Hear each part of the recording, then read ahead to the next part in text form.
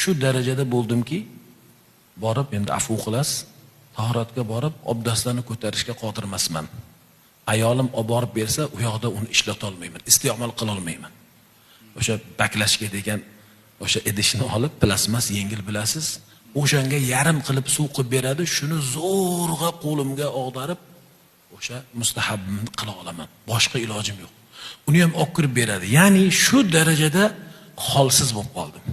O'sha girijani sababidan. Yana bir bor Allohga duo qildim. Qur'onimni oldim. Ikkala Qur'on qalbimga qattiq bosamanda hidlayman deydi.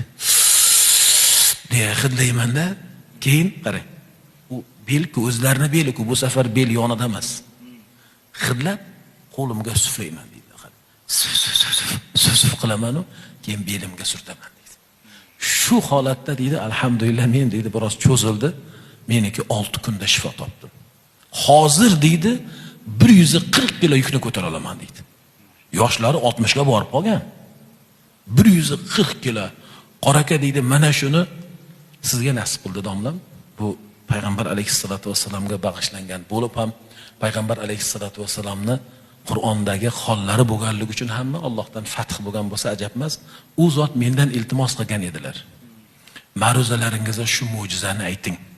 Qur'onni nafaqat o'qish, Qur'onni hidlash ham bu shifo ekanligini, o'shandan ham bandalarga shifo bo'lishligini siz ayting deya mendan iltimos qilganligi uchun bugun so'zimizni bu so'z bilan boshladim. Aytganingizdek Qur'onga qarashligimiz o'zi ham ibodat ekan.